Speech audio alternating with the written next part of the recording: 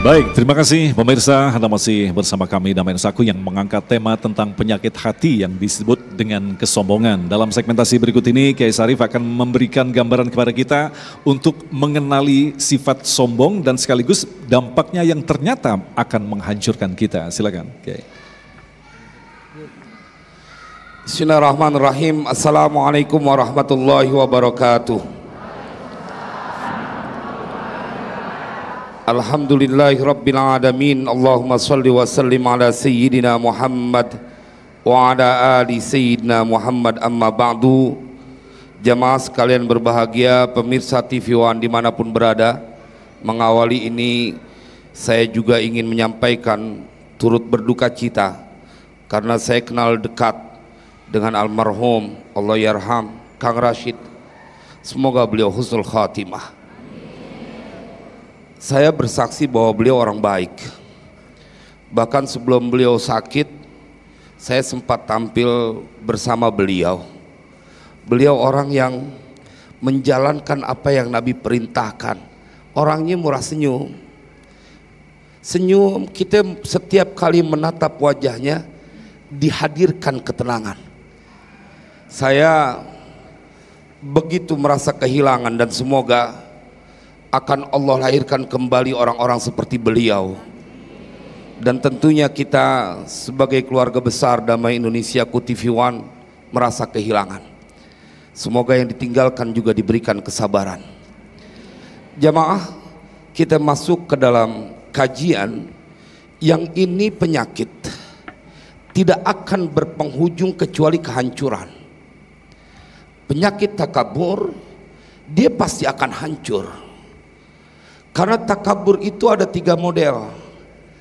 Ada di dalam Al-Quran diceritakan at-takabbur 'ala Allah, sombongnya sama Allah. Wa idza qila lahum usjudu lirrahmani qalu wa marrahman. Sombong banget. Al-Quran yang bercerita, jika dikatakan kepada mereka untuk bersujud kepada yang Maha Rahman, mereka berkata, apa tuh yang Maha Rahman? Sombong kepada Allah. At-takabbur 'ala Rasul, sombong kepada utusan-utusan Allah. In antum illa basyarum mithluna. Dan kemudian yang ketiga, at-takabbur 'alal ibad, sombong kepada hamba-hamba Allah.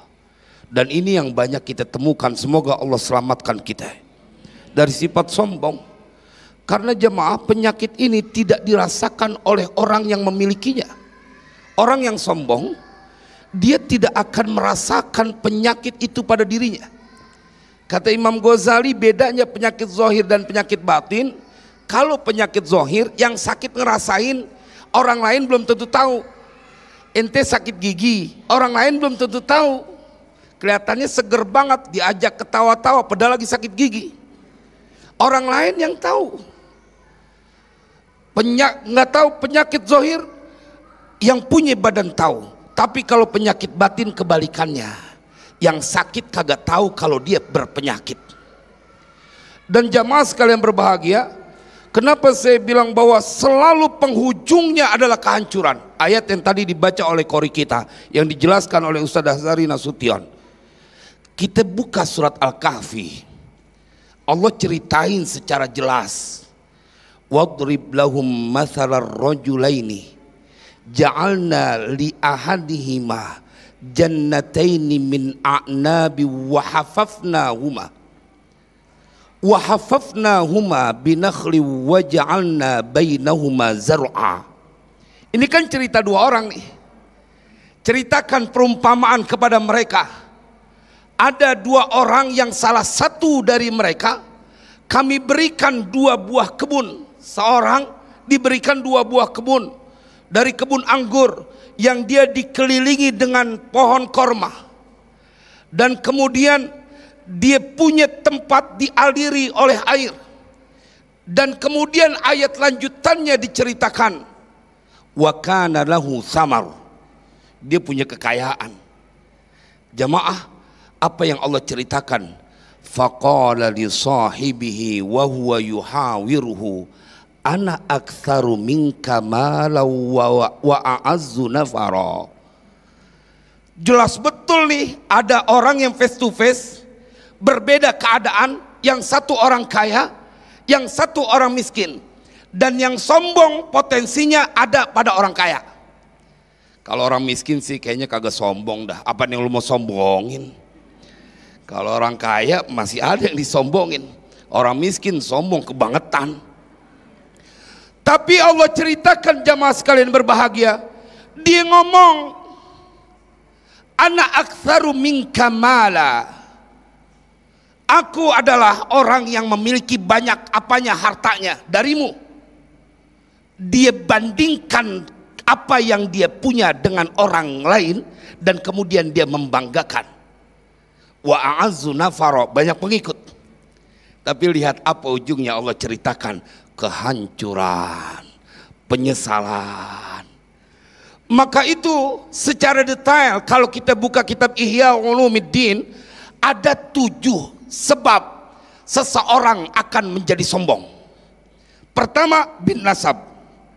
Karena sebab nasabnya, anak pejabat, anak raja, anak orang kaya, biasanya rada sombong. Yang kaya bapaknya, dia masih sombong, bagaimana elunya yang kaya? Itu bapaknya yang kaya. Bil jamal, karena kecantikannya, ketampanannya. Kalau orang ganteng, orang cantik, ada potensi dia sombong. Kalau yang pas-pasan menerima aja dah. Apa yang mau disombongin juga. Tapi kata Imam Ghazali, ini berpotensi. Dan obatnya adalah engkau harus sadar dari mana engkau diciptakan. Jemaah, ada juga kata Imam Ghazali, bikasratil mal, karena banyaknya harta yang dia punya. Kalau kita ketemu ada orang yang kaya, kemudian dia sombong, kita kudu kesian. Ente kayaknya seberapa sih? Kalau kata orang Betawi, ukuran kaya 7 turunan hartanya baru habis. Begitu kita ketemu nih orang sedih aja. Lu ngapa sedih? Saya keturunan ke-8 Ustadz. Udah habis. Udah habis. Bagaimana Qarun diceritakan di dalam Al-Quran? Tenggelam dia. Semua orang yang sombong diceritakan di dalam Al-Quran, tidak ada penghabisannya kecuali mereka binasa. Dan ngeri Pak, kita lihat bagaimana Allah memberikan warning keras kepada orang yang memelihara sifat sombong.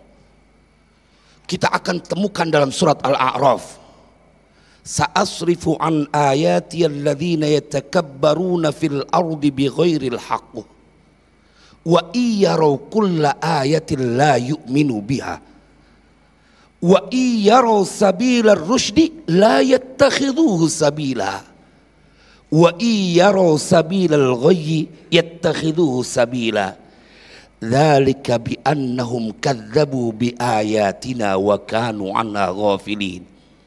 Nih lihat, nggak ada obatnya Pak. Penyakit sombong bila ada terjadi pada seseorang, maka kata surat Al-A'raf yang Allah firmankan, kami akan palingkan mereka dari ayat-ayat kami. Ketika mereka melihat ayat-ayat kami, la yu'minu biha, mereka tidak akan beriman. Wa iyyaru sabila rusydi la yattakhidhuhu sabila. Kalau mereka melihat jalan yang lurus, mereka nggak mau mengikuti itu. Dari sini Mas Agung, kita kudu berbesar hati. Siapapun engkau yang kumpul di Masjid Al-Fajar, yang saat ini sedang menyaksikan kajian TV One Damai Indonesiaku, maka sesungguhnya engkau boleh berbesar hati, bersih dari sifat sombong. Oh iya, kalau orang yang punya sifat sombong, dia nggak demen ngaji, nggak demen ngaji.